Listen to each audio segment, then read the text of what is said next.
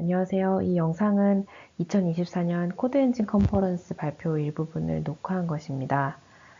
발표는 현실판 사이버 공격에 대한 것이었는데, 저는 이 발표를 시작할 때 현실이라는 것을 강조했었습니다.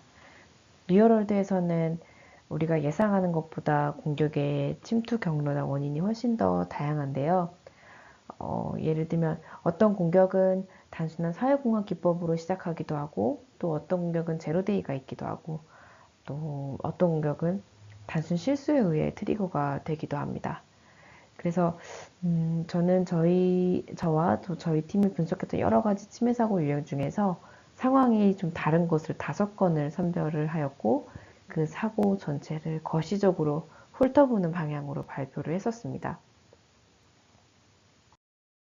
이 침해 사고 5건의 핵심 메시지를 제목으로 뽑아낸 것입니다. 전체 발표 시간이 50분이 넘는 긴 발표였어서 오늘 이 영상에는 침해 사고 5건 중 4번에 대해서만 다룰 것입니다. 녹화본에 포함되지 못한 내용은 코드엔진 홈페이지에 업로드된 PDF 파일에서 확인하실 수 있는데, 공개된 버전에는 피해자 정보나 화면과 같은 민감 정보가 삭제되어 있습니다. 이 점 참고 부탁드리겠습니다. 업로드한 자료 보시면은 각 사건에 대해서 공격의 침투 경로가 어떻게 되고, 무엇 때문에 침해가 발생했는지, 그리고 표면적인 이유 아래에 있는 더 근본적인 원인이 무엇인지에 대해 함께 설명해 두었습니다. 그리고 관심사와 관점이 조금씩 다 다른 우리가 이 사건을 통해서 각자 어떤 교훈을 얻을 수 있을지 생각해 보면 좋겠습니다. 이번 침해 사고의 제목은 공격자들의 우연한 만남입니다. 사후 분석 관점에서 이 침해는 사건과의 연결고리와 인과관계를 파악하기가 어려웠던 케이스였습니다. 먼저 분석 배경입니다. 어떤 기업의 중요한 윈도우즈 서버 수십 대가 랜섬웨어에 감염되었습니다. 랜섬웨어 감염 경로 원인을 파악하는 것이 분석 목표입니다.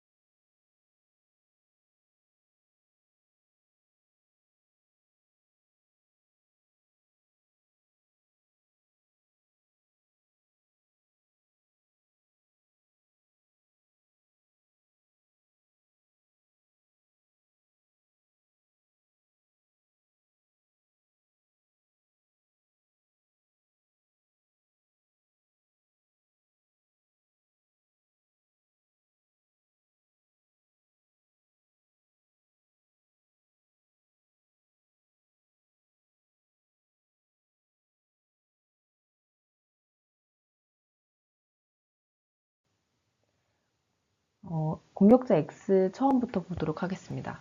최초 침해는 MS SQL의 브루트포스 공격으로 시작하였습니다.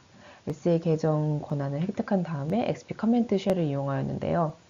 XP 커맨드 쉘을 이용해서 WMR 레포지토리에 악성 클래스를 하나 등록하고 백도어 스크립트를 실행하게 됩니다. 이 과정에 바이너리 MOF 파일을 이용하였는데, 여기서 바이너리 MOF 파일은 MOF 파일을 컴파일한 파일입니다. 파일 시그니처가 FOMB로 시작하는데 바이너리 MOF 파일에 그 MOF 파일이 뭐냐? MOF 파일은 WMI에서 관리되는 클래스와 인스턴스를 정의하고 있는 파일입니다. FOMB 파일을 디컴파일 하면은 어떤 기능을 가진 파일인지 확인을 할 수 있습니다. 디컴파일을 해보니까 WMI 서브스크립션을 정의한 파일이었고요. WMI 서브스크립션은 이걸 통해서 WMI 이벤트를 모니터링하고 특정 이벤트가 발생했을 때 자동으로 작업을 수행할 수 있습니다. 예를 들면 특정 파일이 생성되거나 서비스가 시작 또는 중지할 때 알림을 받거나 스크립트 실행하는 것이 가능합니다. 마리오 관점에서 보면은 트리거와 지속성 유지를 할 수 있는 것이죠. 여기 화면에서 아래 필터가 실행 조건이 되고 위에 컨슈머가 이 필터의 조건일 때 실행되는 내용입니다. 참고로 시스템의 WMS 서브스크립션은 파워쉘을 통해서도 조회할 수 있습니다.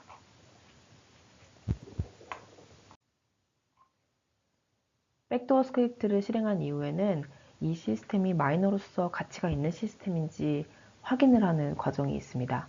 그리고 일정 조건 이상의 경우에는 마이너 파일을 받게 되고 그 다음에 스케줄러에 등록을 하고 그 다음에 2개의 관리자 그룹 권한을 가진 계정을 생성합니다. 각각 어드민 XY와 로컬 시스템으로 의도한 것으로 보이는 로컬 sys 계정을 생성합니다.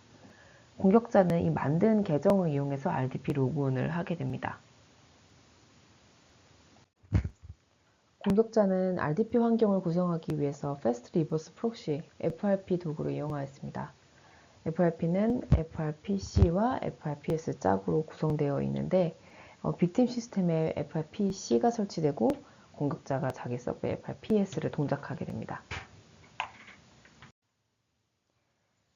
FRP 프로그램 자체는 정상 파일인데 공격자는 정상 FRP 파일을 공격자의 서버로 변경한 자체 커스텀한 악성 파일을 만들어서 공격에 이용하였습니다. FRPC와 FRPS는 7.5 포트로 연결되어 있고요. 그리고 외부 접속은 30번 포트로 공격자가 됩니다. FRP가 일반적으로 알려져 있는 포트 번호는 아닌데 이렇게 설정을 해두면 FRPC가 설치된 시스템의 3389가 FRPS의 30번과 매핑되게 됩니다. 즉 외부에서 30번에 접속하면은 빅팀의 RDP에 연결되게 되는 구조입니다. 화면을 이게 그 FRPC를 실행했을 때 화면인데요. 이렇게 빨간색 박스로 쳐놓은 것처럼 설정한 것을 확인할 수 있습니다. 지금까지 말씀드린 내용을 화면으로 보시면 이렇게 됩니다. FRPS와 FRPC가 터널로 연결되어 있고 공격자가 RDP로 로그인을 하면은 이 터널을 통해서 리버스 RDP 접속을 할 수 있게 됩니다. 이제 공격자 G가 등장합니다. 공격자 G는 30번 포트로 RDP 브루트 포스 공격을 했습니다.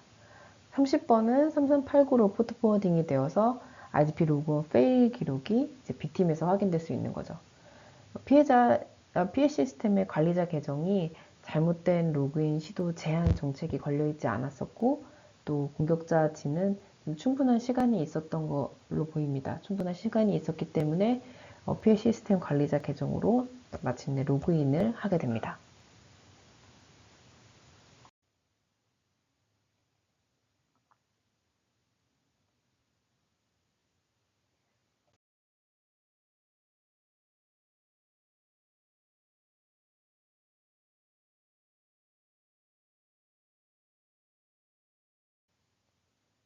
정리해 보겠습니다. 이 사건은 연쇄적 별개 공격으로 인한 복합 침해 사고입니다. 최초 공격자가 리버스 터널을 설정해서 외부에서 내부 시스템의 RDP 포트에 접근할 수 있도록 하게 했고 최초 공격자의 푸시 서버를 스캔한 새로운 공격자들이 연결된 시스템에 공격을 수행하였고 그리고 마지막 공격자가 랜섬웨어를 감염시키게 된 것입니다. 즉 과거의 침해가 현재 공격의 이니셜 액세스를 만들어준 사건이었습니다. 우리는 이 사건을 통해서 침투 경로라는 것이 우리가 예상할 수 있는 것만 있는 것이 아니라 다른 공격에 의해 새롭게 만들어질 수도 있다는 것을 알 수 있었습니다. 또 어떤 피해가 발생했을 때 공격이 한 건만 있는 것이 아니라 복각 감염, 다수의 공격자가 있을 수 있다는 것도 알아야 할 부분입니다. 네, 여기까지가 4번 사건에 대한 설명입니다. 나머지 4개 사건에 대해 이렇게 간단하게 텍스트로만 정리해 보았는데요. 관심 있으신 분들은 발표 자료를 참고해 주시기 바랍니다. 네, 이상입니다. 들어주셔서 감사합니다.